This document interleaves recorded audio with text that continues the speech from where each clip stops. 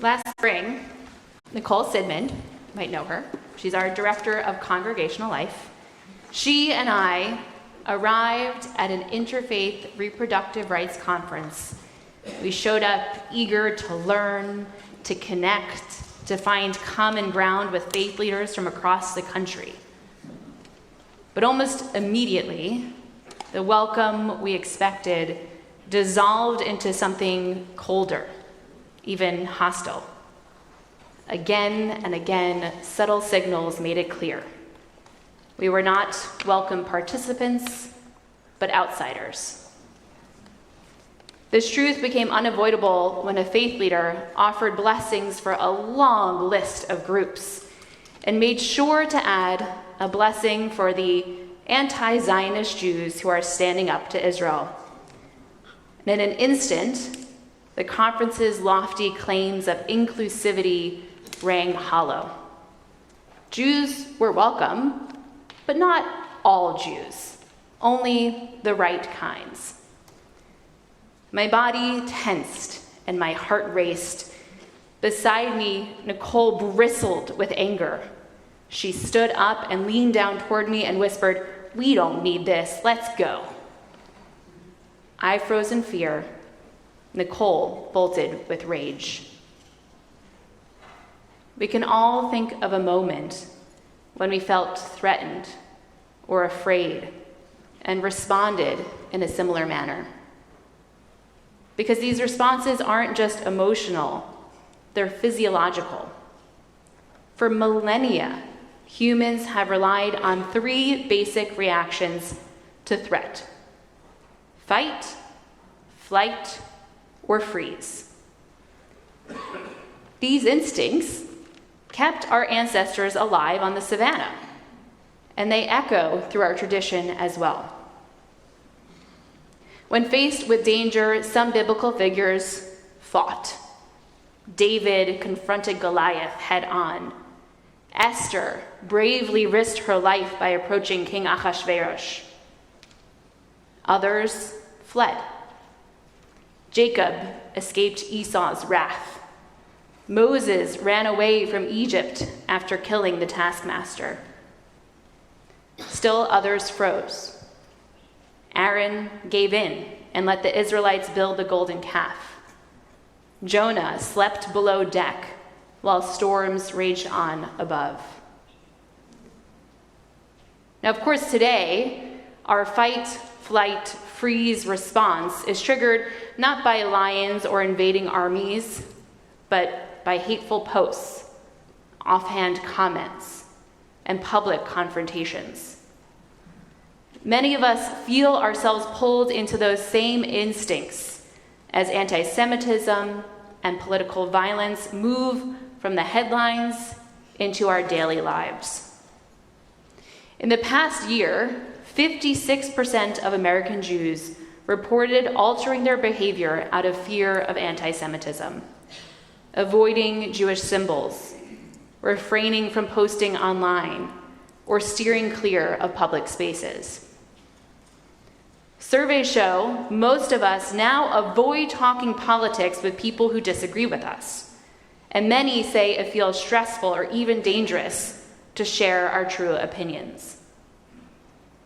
Fear has replaced dialogue, leaving us silent, withdrawn, and suspicious instead of curious and connected. And so we react. We may fight, clench our jaws, argue back, take to the comment section or to the streets. We may flee, block accounts, unfriend people, not speak up when we hear problematic language, or step back from the world. We may freeze, numb ourselves, dissociate, binge shows, or scroll endlessly to escape. But our tradition doesn't let the story end with that initial response of fight, flight, freeze. Jacob and Esau reconcile in an emotional reunion. Moses returns to Egypt to free his people. Jonah finally heeds God's call. Again and again, God calls us back out of hiding and back into courage and community. And while Nicole and I reacted viscerally in that moment, we refused to stay stuck in fight, flight, or freeze. And while we did ultimately leave the conference early, we didn't just walk away. We gathered ourselves, reached out to the organizers, and engaged in an honest, constructive conversation about our experience. In doing so, we reclaimed our agency, turning a moment of fear and anger into an opening for dialogue, learning, and connection. Lately, I've noticed how deeply our society, both within the Jewish community and beyond, has become trapped in this fight, flight, and freeze cycle. We're told we must fight back against anti-Semitism, crush our political opponents, build higher walls, and summon more police to guard our institutions. We retreat into digital echo chambers and literal fortified spaces, seeking safety, but finding only isolation. We hunker down in our caves, convinced that retreat will protect us, yet feeling the ache of separation and the slow erosion of our communal life. Tonight, I'm calling us to a harder, holier task, to recognize our fear and step past it, to loosen our grip, to open our hands, to reach out first, not to lock ourselves away, but to open the door, not to battle, but to break bread, not to retreat into silence, but to enter into real conversation, seeking to understand and be understood. I experienced this myself on an interfaith alternative spring break trip when I was in college. I know, I was really cool. That's how I spent my spring breaks. It was an incredible experience. Our group included Jews of multiple denominations, Christians of multiple denominations, Lutherans, Mormons, Muslims, Hindus, and Buddhists. By day, we built houses with Habitat for Humanity under the hot Florida sun. By night, we had long, searching conversations about our faiths. And we didn't avoid hard topics. We sunk our teeth into them. We talked about reproductive rights and LGBTQ+ inclusion and women's rights and theological differences. But the trust that we built swinging hammers gave us the courage to listen and to be honest. We saw one another as full human beings, not just a single issue or label. And we left those conversations not with mutual agreement, but with mutual respect. In her book on repentance and repair, Rabbi Danya Ruttenberg tells the story of Derek Black, the heir to a prominent white supremacist family. And he had taken on the mantle of his father and had his own radio show. But when he enrolled in the New College of Florida, he hid his identity. But when it was discovered who he was and what his beliefs were and the platform that he had, he was shunned by the community.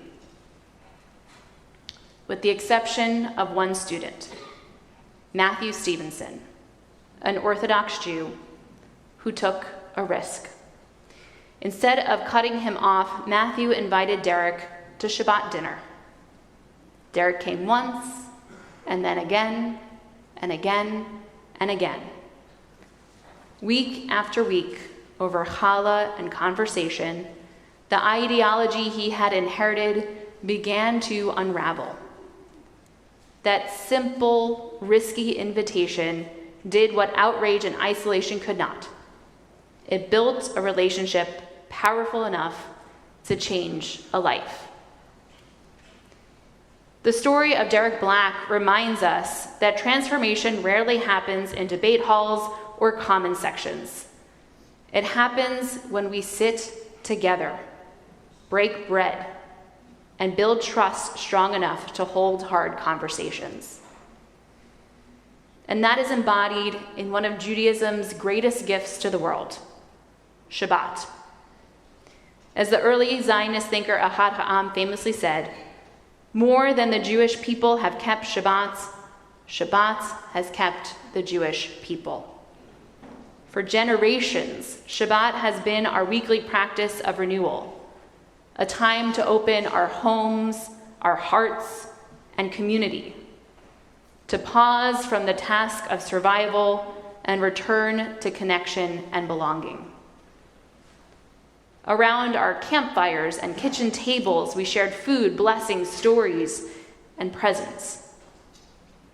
Each week, Shabbat invites us to slow down, to make space, to recenter one another's humanity.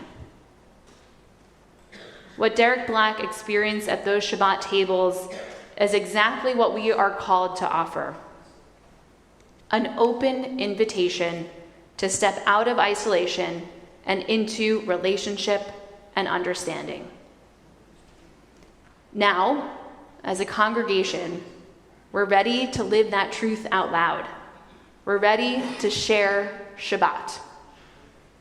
Share Shabbat is a congregation-wide effort to open our synagogue, our homes, and our tables so that our non-Jewish friends, neighbors, and community partners can experience the warmth, the ritual, and connection of Shabbat alongside us. Share Shabbat isn't just another program. It's a chance to live our deepest values, and there are so many ways to take part. At Temple, bring a friend, a neighbor, a coworker to Shabbat services. Welcome them into Jewish life. Help demystify our traditions and discover new connections. And don't stop there. Consider visiting their congregation and community too, because mutual hospitality is powerful and we have so much to learn from others. In the community, help us reach out to churches, schools, and organizations. Invite those connections you have in your life to tour our synagogue, learn about Jewish values and holidays, and engage in real dialogue. And at home, open your table and your heart. Host a Shabbat dinner for friends, neighbors, or colleagues who aren't Jewish. And we'll provide everything you need, blessings and conversation prompts and tips on how to make everyone feel welcome. I know this might feel like a small response to an overwhelming challenge. What difference could a few Shabbat dinners possibly make? But consider this. There are more than 3,000 churches in Greater Charlotte, but only a handful of synagogues. We could probably name them all right now. And only a few of those are large enough and with enough resources to have full-time clergy. And in fact, Jews make up just 0.03% of the Greater Charlotte population. In other words, most people who live here in Charlotte have never experienced Jewish life up close. Your colleagues, neighbors, and acquaintances may know that you're Jewish, but have little sense of what that means, of what we believe, how we celebrate, or the values we live by. And that's why every invitation matters. Imagine the collective power. If every household in our congregation hosted just one Shabbat dinner this year, we could create hundreds of tables of learning, friendship, and understanding.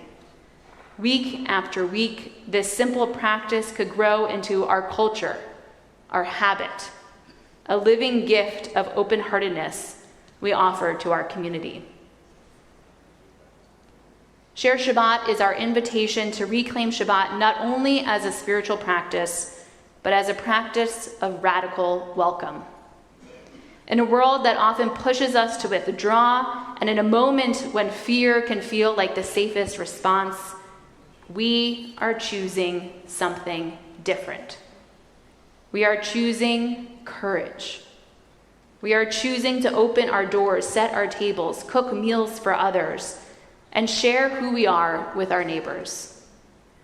Through Share Shabbat, we can build and deepen relationships, weaving a stronger, more vibrant social fabric that extends far beyond the walls of the synagogue. So I encourage you to take part. Think about which friends, neighbors, or colleagues you could invite. Commit to hosting, even if you've never led a Shabbat dinner before.